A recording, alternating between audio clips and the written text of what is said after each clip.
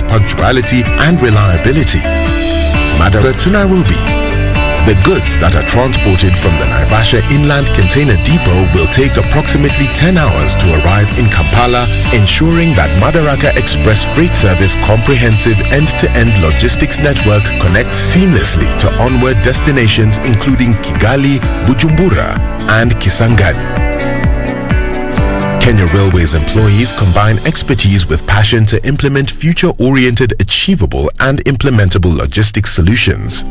From the gateway port of Mombasa, we are currently carrying more than 4 million tons of goods a year to their destinations in a safe, reliable, and efficient manner. Madaraka Express Freight Service is designed with the client's preference in mind, affording them peace of mind whenever their goods are on the move until the time of delivery. Kenya Railways, right on track. Dear customer, accessing and receiving Kenya Power tokens has never been this easy. Simply dial *977# on your mobile phone and select menu 1 to choose prepaid services.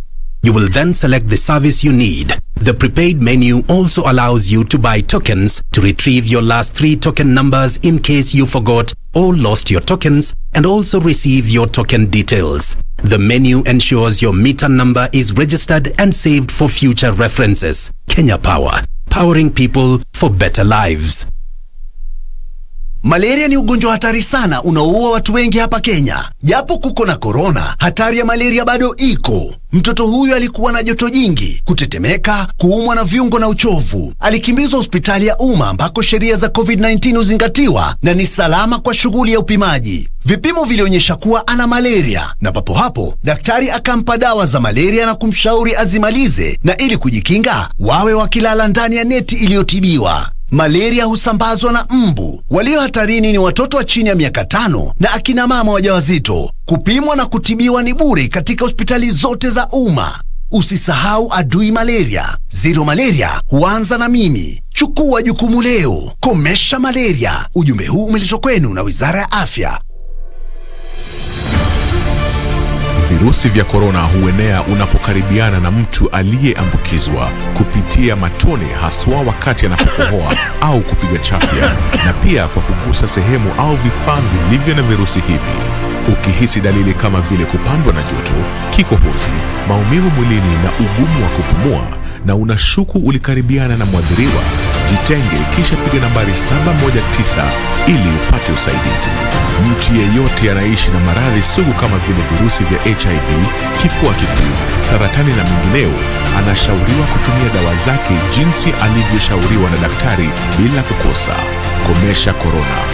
Ujumbe huu umeletwa kwako na serikali ya Kenya. Ni jukumu letu kuu kuwalinda watoto dhidi ya maradhi yanayotishia maisha yao kama vile ukambi, rubela na pepo punda. Utafiti uliofanywa na Wizara ya Afya kwa ushirikiano na Shirika la Afya Duniani WHO umeonyesha kuwa kaunti 22 zinakabiliwa na hatari ya mchamko wa ukambi na rubela. Kwa sababu hiyo, kutakuwa na zoezi la utoaji chanjo dhidi ya maradhi hayo kuanzia tarehe 26 mwezi huu wa Juni hadi tarehe 5 mwezi Julai katika vituo vya afya katika kaunti husika. Ukiwa na mtoto wa umri wa miezi 9 hadi miaka 5, usikose kumpeleka kwa ajili ya kupata chanjo. Ujumbe huu umeletwa kwako na Wizara ya Afya pamoja na UNICEF. Kumbuka, chanjo inakinga. Please deposit this money into my account real quick. May I know your account, please? Michael Bakayoko. My account is 01826. Thank you for banking with us. It's my first time to bank.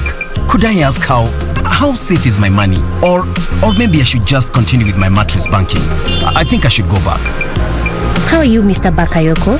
How may I help you this time? Well, I have come back to confirm the safety of my money. The one that I deposited earlier today. Oh, I guess you haven't banked with us for some time. Now listen, whenever you deposit your money, be rest assured of its safety because you're a responsible bank, which is a member of the KDIC. See that sticker there? KDIC? KDIC is mandated by law to provide insurance for your deposits. Now I know.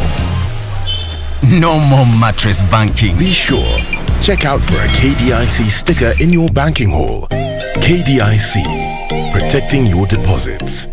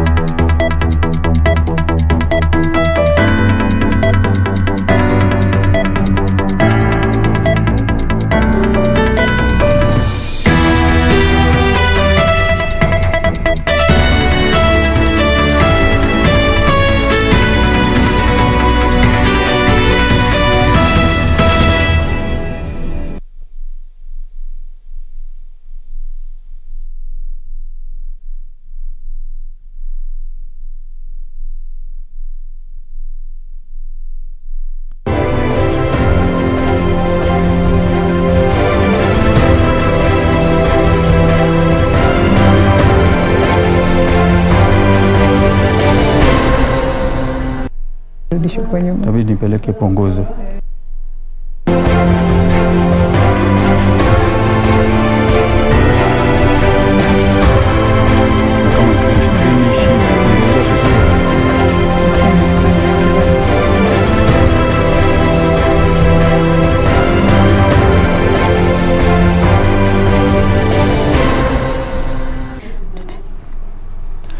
Assalamu alaikum mpenzi mtazamaji popote pale ulipo, hujambo na karibu kwenye taarifa za Darubini ya Channel 1, ikiwa ni siku ya mwisho, yani siku ya 30 ya mwezi Juni mwaka 2021. Bila shaka mtazamaji, tuko hapa kuhakikisha kwamba unapokea taarifa zilizogonga vichwa vya habari hivi leo kwa njia ya utendeti. Na ni mengi tuliyokuandalia hivi leo. Na bila shaka mtazamaji, tuna mengi, lakini kabla hatujakupatia vidokezo, tungependa kujulisha kwamba unaweza ukashiriki katika taarifa hizi kwa kutumia maoni yako kwenye Twitter, ambapo ni KBC Channel 1 @Gatonye @Ahmed Juma Bhalo. Bila shaka mtazamaji, tuma maoni yako hapo. Toa maoni yako hapo, tutakuwa tukipitia wakati Darubini inasonga mbele. Namuona KD upande ule mwingine tayari. KD, mambo vipi, umetuandalia nini huko viwanjani?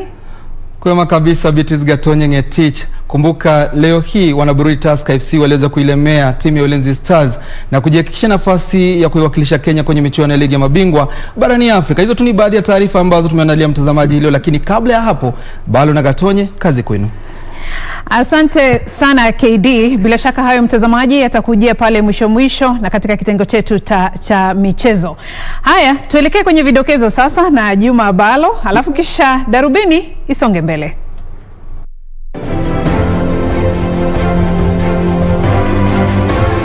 Mawakili wa walalamishi kwenye kesi kuhusu mpango wa BBI wajitahidi kubadili dhana kwa Rais Kenyatta alianzisha mchakato huo.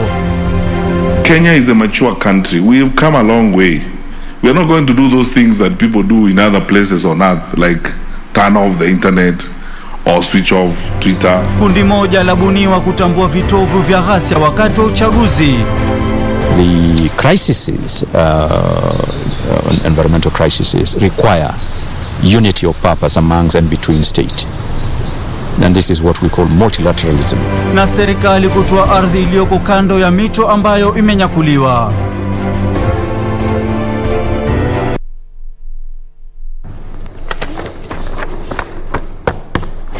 Karibu sasa mtazamaji kwa taarifa hizo na nyinginezo hapa kwenye meza yetu ya Darubini. Mimi naitwa Beatrice Gatonye Ngetich.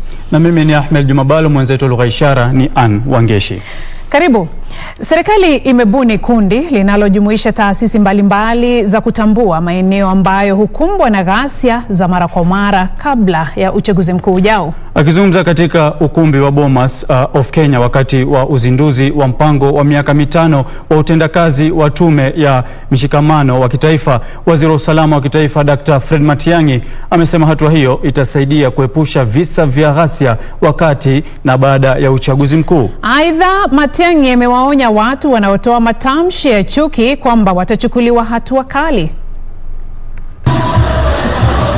Tume ya mshikamano wa kitaifa NCIC leo ilizindua mpango wa miaka 5 wa utendakazi wa kuhakikisha ghasia hazizuki wakati na baada ya uchaguzi mkuu. Ni wakati huo ambapo waziri wa usalama wa kitaifa Dr. Fred Matiang'i aliwaonya wanasiasa dhidi ya kuwachochea wa Kenya kufanya ghasia, akisema watakaopatikana watachukuliwa hatua kali za kisheria. Kenya is a mature country. We've come a long way. We are not going to do those things that people do in other places on earth, like turn off the internet or switch off Twitter. Mwenyekiti wa NCIC Dr. Samuel Kobia ameipongeza wizara hiyo kwa kusaidia tume hiyo kukabiliana na watu wanaotoa matamshi ya chuki. If it is possible to set up special court to deal with the cases that are, as I say, hate mongers. Naibu jaji mkuu Philomena Mwilu aliyekuwepo aliwahakikishia Wakenya kwamba idara ya mahakama itajitahidi kuimarisha huduma na kuhakikisha kesi zote za uchaguzi zinaamuliwa haraka iwezekanavyo. The entire judiciary will also play its constitutional role and do so expeditiously. Huku uchaguzi wa mwaka 2022 ukikaribia kama pua na domo, tume ya uwiano na utengamano wa kitaifa NCIC kwa ushirikiano na wizara ya usalama wa ndani imeapa kwa udi na uvumba nyuta na mate kutowasaza baadhi ya wanasiasa ambao wanaendeleza semi za chuki wawe papa na nyangumi, zikionya kwamba chuma chao kimotoni kwani utakabiliwa kwa mujibu wa sheria. Timothy Kipnusu, Darubini ya KBC. Na kando na hayo mtazamaji, ni kwamba serikali imekariri kuchukua ardhi iliyoko kando ya mito ambayo imenyakuliwa. Waziri wa mazingira Keriako Tobiko amesema serikali inadhamiria kuafikia hitaji la 10% ya utando wa misitu humu nchini ifikiapo mwaka 2022. Tobiko amesema Kenya inaendelea kuboresha sera zake kuhusu mazingira ili kuziainisha na zile za kimataifa na kuchangia kwenye vita dhidi ya athari za mabadiliko ya hali ya anga. Ziara ya rais wa baraza la Umoja wa Mataifa Volkan Bozkir humu nchini imetajwa kwa utambuzi wa mchango wa taifa hili kwenye kampeni ya kimataifa ya amani na uhifadhi wa mazingira. If you destroy environment in one part of the globe, all other parts get affected. And the crises, environmental crises, require unity of purpose amongst and between state. And this is what we call multilateralism. I think no other city in the world has so many green forests, parks. I think half the city is parks, and congratulate for that. And you're making the other cities jealous, and you don't have the right to do so. You can't make the world jealous by being so successful. But I like this. Afisa mkuu wa shirika la kuhifadhi misitu humu nchini Julius Kamau amesema shirika hilo linafanya kazi kwa pamoja na jamii ili kutoa mazingira salama wakati huu wa janga la COVID-19. Considering the importance of forest resources to the lives and livelihoods of people, and also with regards to biodiversity conservation, environmental integrity, water sources, and praying a safe haven, especially during the time of pandemic, where actually many Kenyans have trooped in numbers in these green spaces to come and enjoy and create and be able to reconnect with nature. Nancy Okware, Darubini.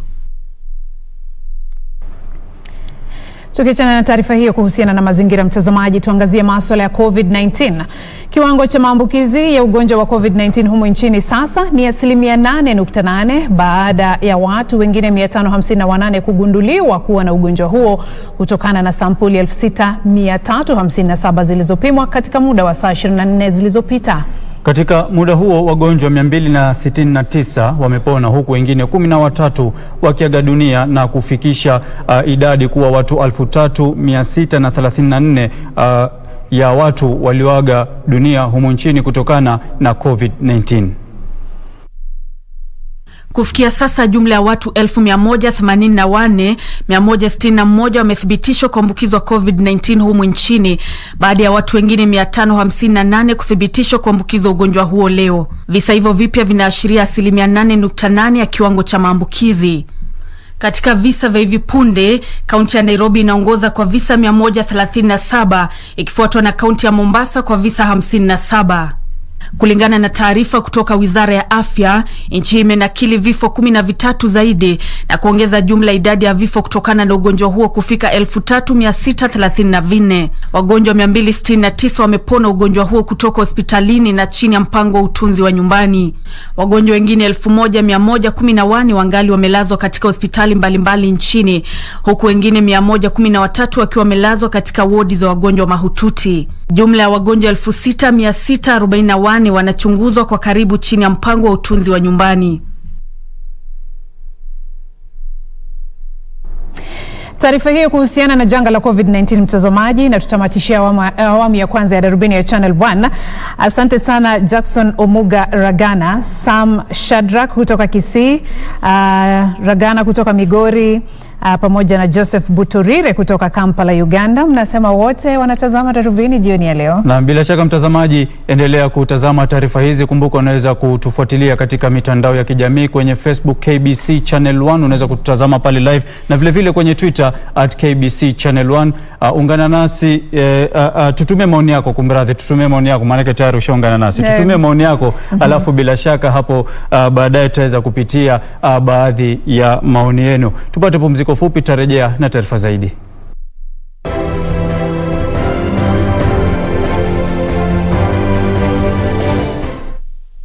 Siku moja mosquito ilipata ujauzito, ikazaa mtoto. Sasa hiyo mama ya mosquito ikatuma mtoto mosquito iende ikapige doria iwaje kukaa kwa nyumba. Sasa hii mtoto mosquito ikaenda ikarudi. Hii mtoto mosquito ikaambia mama yake, mama, mimi nimeenda kila mahali watu wanapigia mimi makofi, watu wamefurahiana na mimi sana. Mama, hii mosquito ikaambia mtoto yake, hao wapigi wewe makofi eti wanafurahia wewe, hiyo walikuwa wanataka kuua wewe. Ili kupata skiza tune hiyo ya mosquito, bonyeza *811 *967#. Bonyeza *811 *967#. Malaria ni ugonjwa hatari sana unaoua watu wengi hapa Kenya. Japo kuko na corona, hatari ya malaria bado iko. Mtoto huyu alikuwa na joto jingi, kutetemeka, kuumwa na viungo na uchovu. Alikimbizwa hospitali ya umma ambako sheria za COVID-19 huzingatiwa na ni salama kwa shughuli ya upimaji. Vipimo vilionyesha kuwa ana malaria, na papo hapo daktari akampa dawa za malaria na kumshauri azimalize, na ili kujikinga wawe wakilala ndani ya neti iliyotibiwa. Malaria husambazwa na mbu. Walio hatarini ni watoto wa chini ya miaka 5 na akina mama wajawazito. Kupimwa na kutibiwa ni bure katika hospitali zote za umma. Usisahau adui malaria. Zero malaria huanza na mimi. Chukua jukumu leo. Komesha malaria. Ujumbe huu umeletwa kwenu na Wizara ya Afya.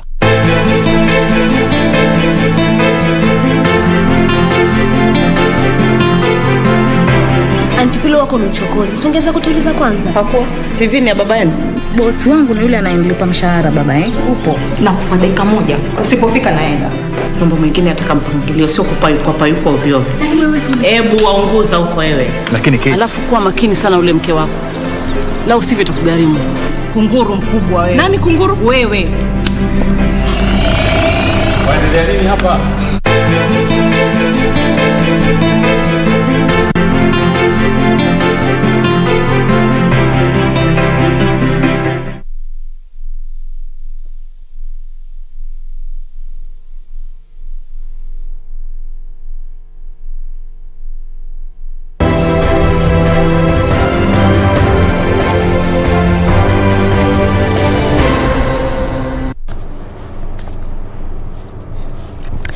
Karibu tena mtazamaji, unaendelea kutazama Darubini ya Channel 1 jioni hii ya leo. Hii ni awamu ya pili na tunaanza kwa kuelekea mahakamani ambapo Mukhtar Saman Olo ameagizwa na mahakama moja ya Kiambu kufika mahakamani kujitetea kuhusu madai ya kughushi stakabadhi. Mukhtar ameshtakiwa kwa kughushi stakabadhi kwa lengo la kujipatia kipande cha ardhi cha ekari 1 katika eneo la Westlands hapa jijini Nairobi. Wakati huo mwalimu mkuu wa shule ya msingi ya St Mary's Nambale Bhalo amefikishwa katika mahakama moja ya Busia kwa madai ya kujaribu kushiriki ngono na aliyekuwa mtahiniwa wa darasa la 8 ambaye alikuwa ameenda shuleni humo kuchukua hati ya matokeo yake ya mtihani.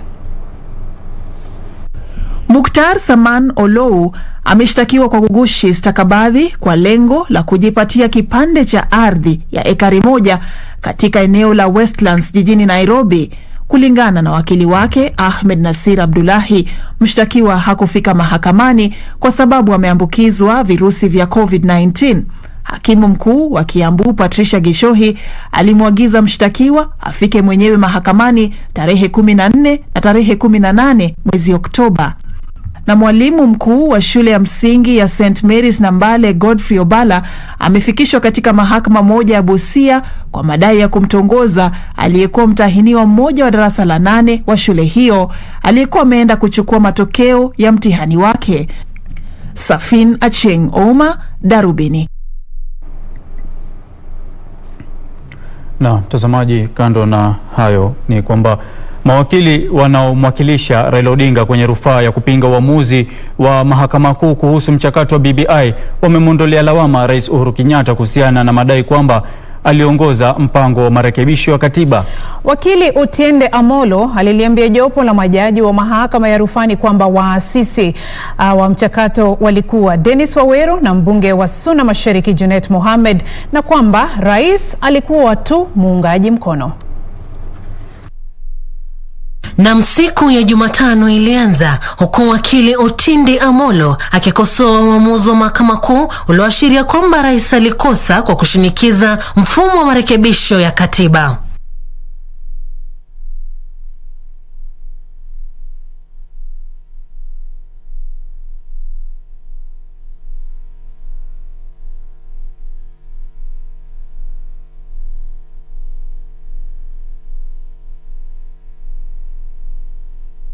Otiende alisema kuna sheria inayomzuia rais kuunga mkono mchakato wowote.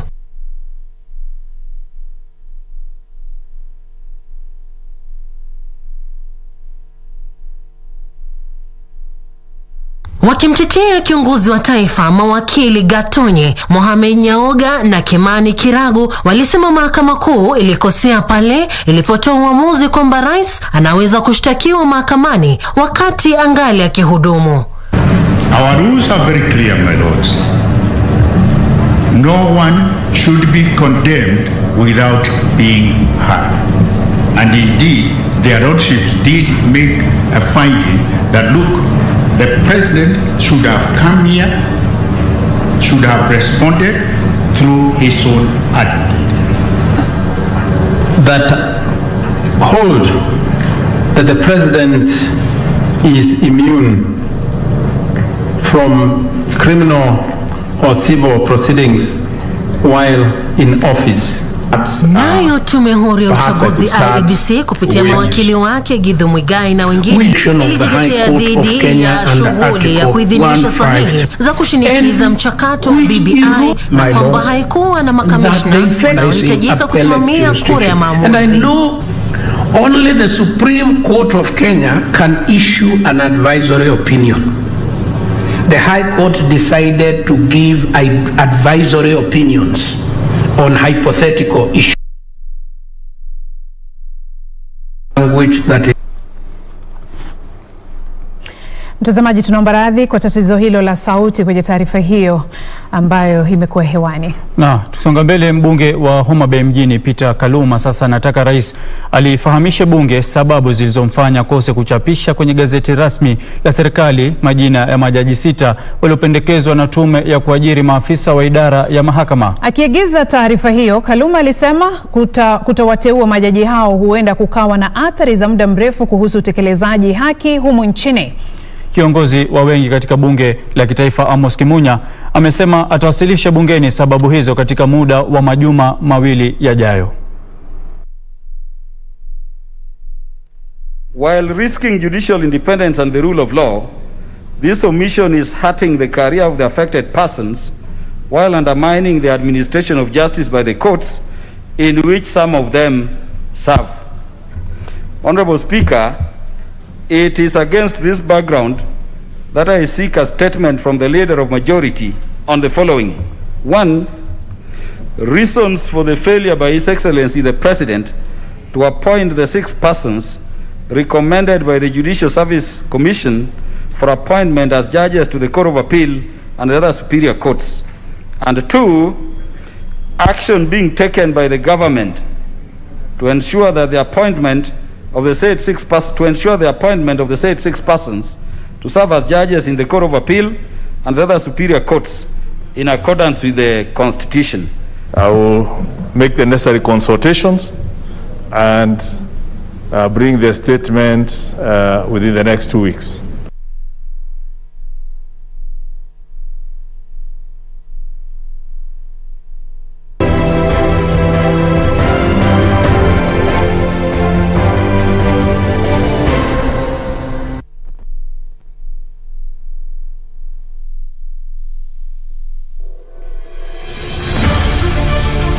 If you have been in contact with someone who is suspected or has tested positive for COVID-19, self-quarantine for 14 days and call 7194 for help. Self-quarantine restricts movement and the spread of the disease and protects your family, friends and community from being infected. During self-quarantine, you are advised to stay in a separate room, disinfect surfaces and clothing with appropriate disinfectant, avoid sharing household items, including utensils, towels and beddings, do not receive visitors, wear an appropriate face mask if you must be around other people. COVID-19 is preventable. Protect yourself, family and the community. This message has been brought to you by the Government of Kenya and its partners. The reason we are saying the last mile is because we have one area that we have not yet attained what we are looking for, and that's elimination of mother-to-child transmission. In their countries that have eliminated mothers passing on HIV to their children, in Kenya we haven't. That is actually the foundation or the bedrock of the First Lady's initiative, and so the First Lady cannot do it alone. Ministry of Health cannot do it alone. And so what we are doing as NAC is working with the counties so that we can all, so that if a mother, before she even gets pregnant, can she know her status? Because if you know your status, that's the first way of making sure that you prevent passing on the virus to the children.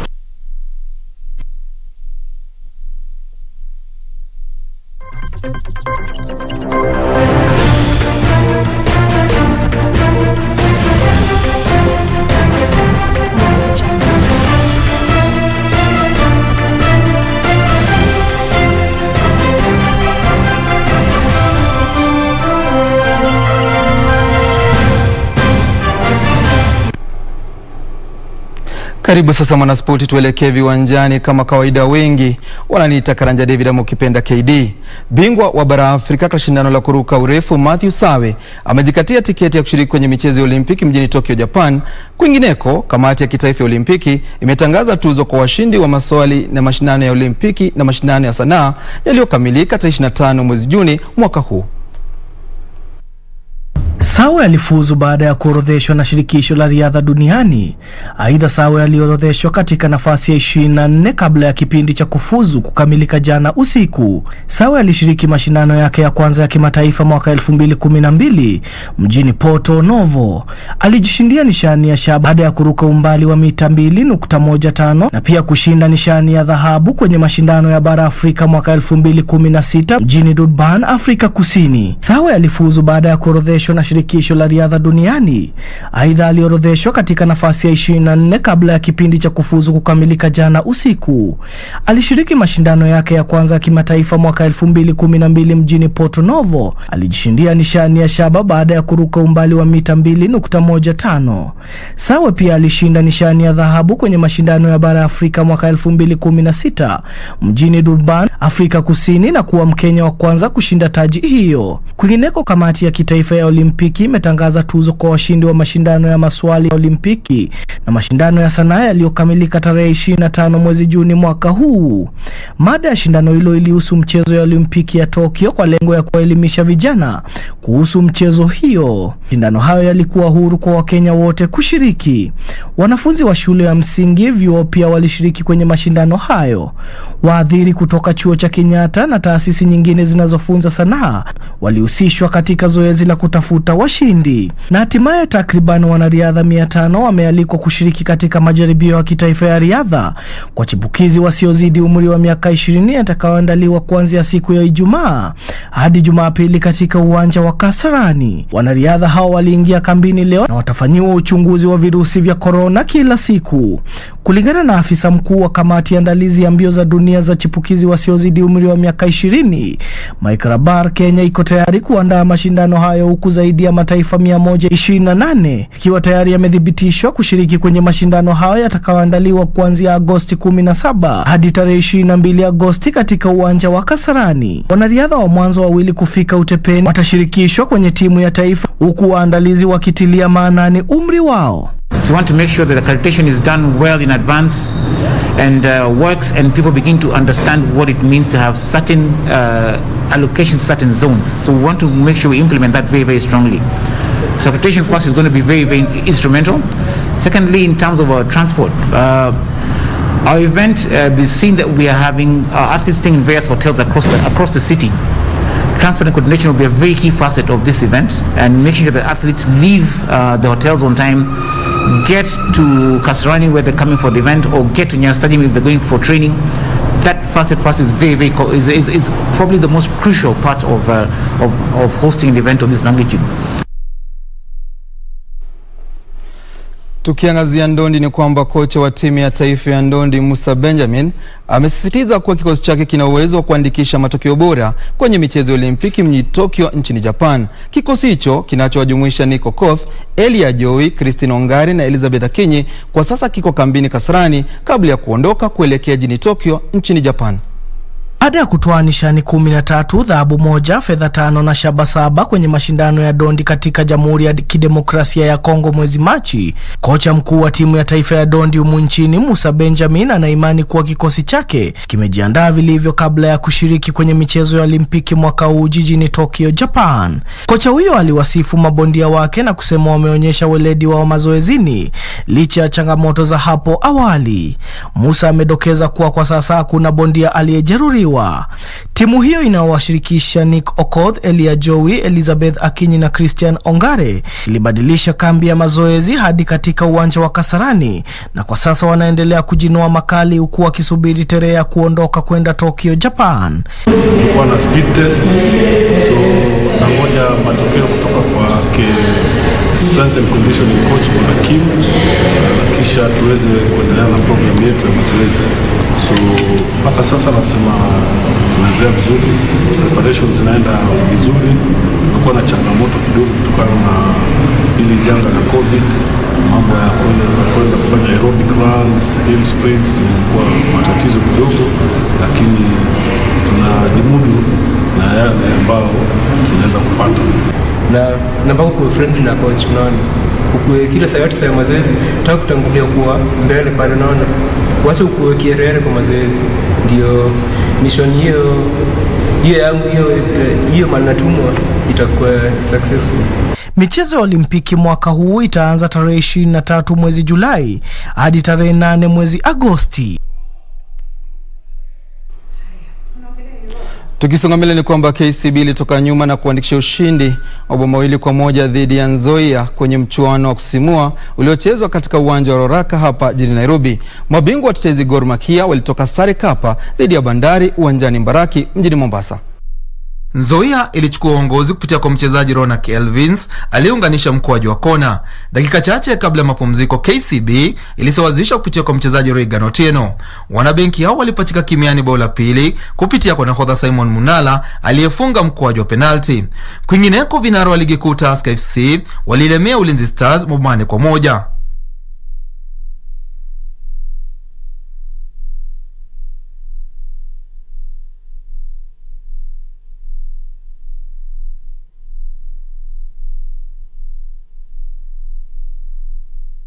Tazamaji, kwa taarifa hiyo ya ligi kuu nakamilisha Darubini michezo. Sasa narejesha baton kwa Gatonye na Bhalo.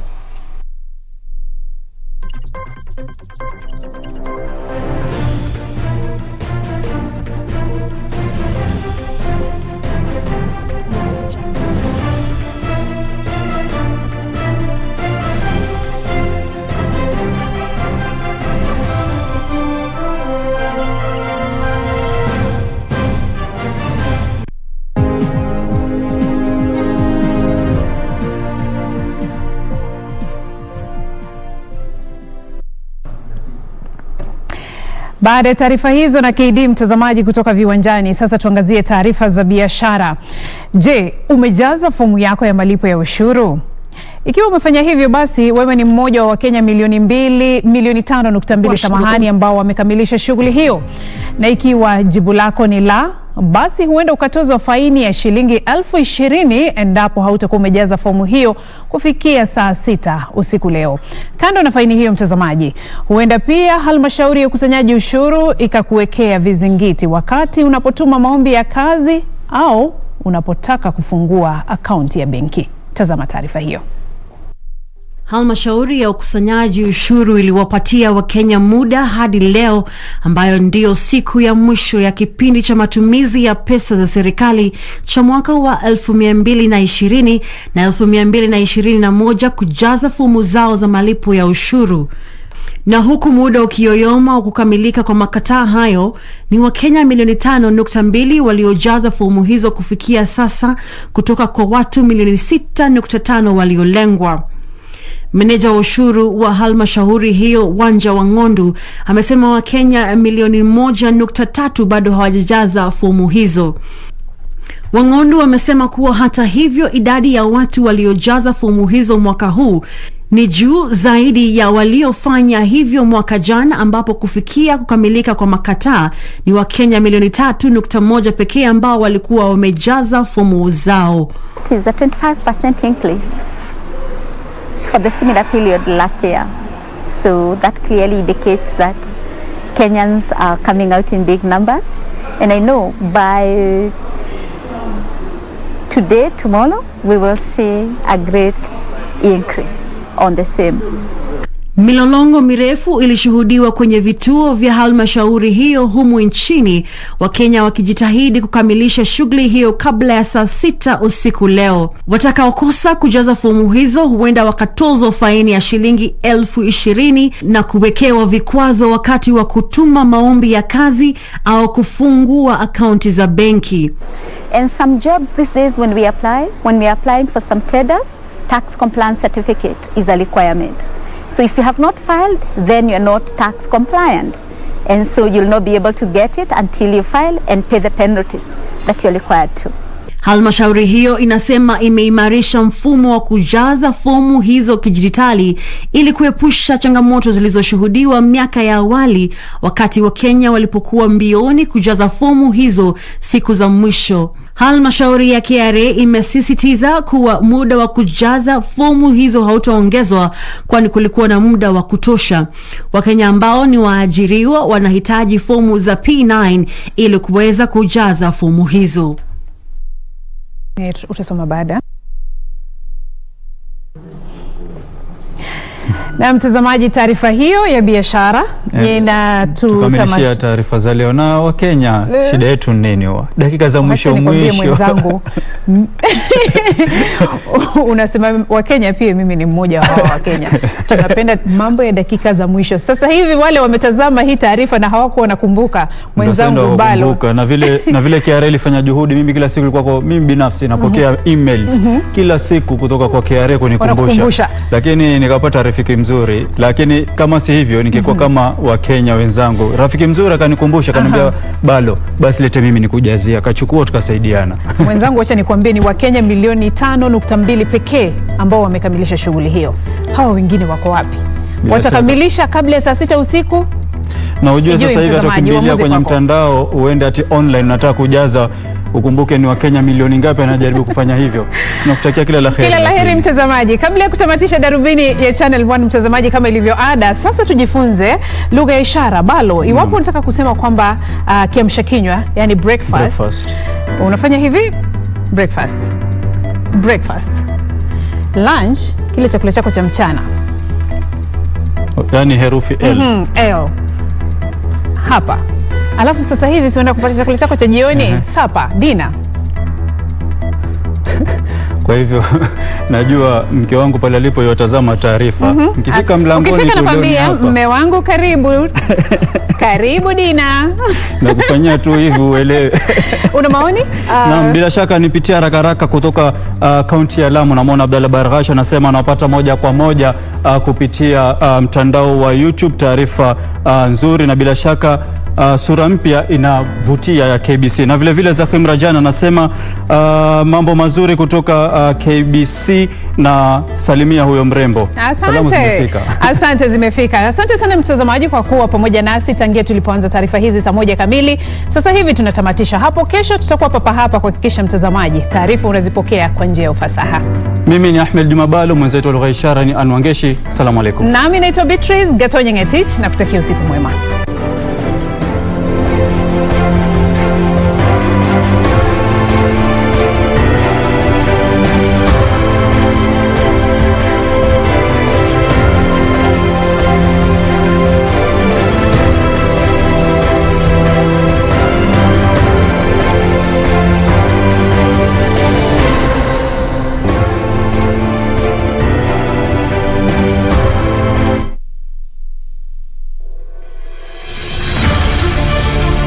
If you have been in contact with someone who is suspected or has tested positive for COVID-19, self-quarantine for 14 days and call 7194 HELP.